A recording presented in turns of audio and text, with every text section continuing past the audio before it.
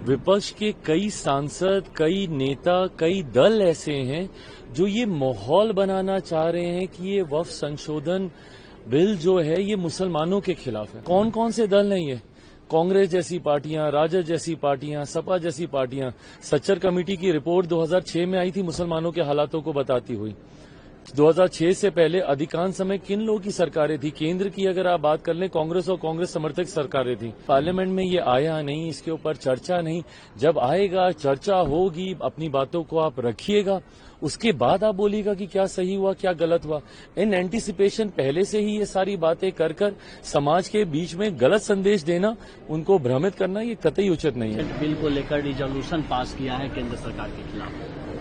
मेरी समझ के परे है। आपके सदस्य उस समिति में मौजूद हैं, जेपीसी में मौजूद हैं। जितनी बातें आपको रखनी थी, मौका सबको दिया गया। उसके बाद भी इस तरीके का माहौल बनाना, मतलब सोची समझी रणनीति के तहत विपक्ष के कई सांसद, कई नेता, कई दल ऐसे हैं जो ये माहौल बनाना चाह रहे हैं कि ये वक्फ संशोधन बिल जो है ये मुसलमानों के खिलाफ है।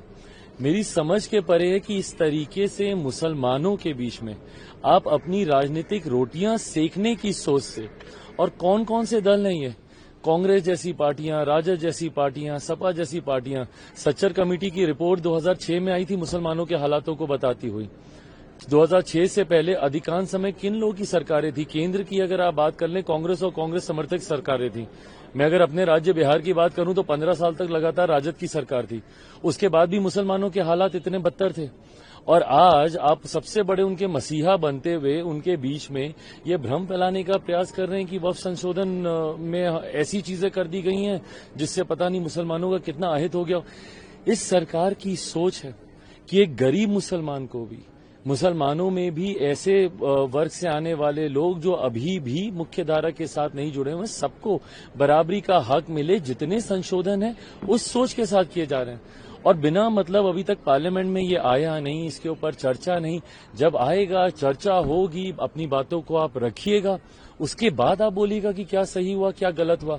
इन एंटीसिपेशन पहले से ही ये सारी बातें कर कर समाज के बीच में गलत संदेश देना, उनको भ्रमित करना, ये कतई उचित नहीं है। राज्य एक सवाल इसी संदर्भ में है कि कल पटना में इसी को लेकर all India Muslim personal law board के और तमाम लोगों ने वहां प्रोटेस्ट किया, और इस प्रोटेस्ट में तमाम राजद के नेता शामिल हुए, प्रशांत किशोर शामिल होते हैं, और पटना सेंटर बनता है। क्योंकि पटना में चुनाव होने वाले हैं, बिहार में चुनाव। बिल्कुल, ये सारी चीजें राजनीतिक दृष्टि से की जा रही हैं। बिहार में चुनाव है, इसीलिए आज सबको मुसलमानों की वहां पे याद आ रही है। मैं तो पूछना चाहता हूं, मैंने तो कहा ही है कि भैया बताएं ना, सच्चर कमेटी की रिपोर्ट में क्यों ये बातें कही गई?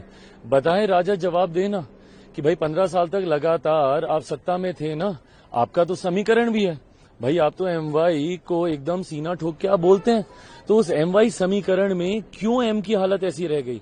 फॉर दैट मैटर वाई की भी हालत आपने कोई सुधारी नहीं है वहां पे, बट आपके एम की हालत इतनी खतर, इतनी बदतर क्यों हो गई? इसका जवाब इन लोगों के पास है नहीं। बट आज क्योंकि चुनाव आ रहे हैं, सब वहां पर जा रहे हैं हितैषी बनने के लिए। और ताज्जुब तो मुझे कई ऐसे मुस्लिम धार्मिक संगठनों से भी है कि भाई आप मुझ पे तो सवाल उठा देते हैं, आप एक ऐसे बेटे पे सवाल उठा रहे हैं जिसके पिता ने अपनी पार्टी को समाप्त कर दिया 2005 में मुस्लिम मुख्यमंत्री बनाने की बात कर। बट इन लोगों से आप सवाल नहीं पूछ रहे जो अपने आप को मुसलमानों का संरक्षक बोलते हुए, उनका हितैषी बोलते हुए, आज तक उन्होंने मुसलमानों को लूटने के अलावा, उनको अपना वोट बैंक बनाने के अलावा उन्होंने कोई काम नहीं किया।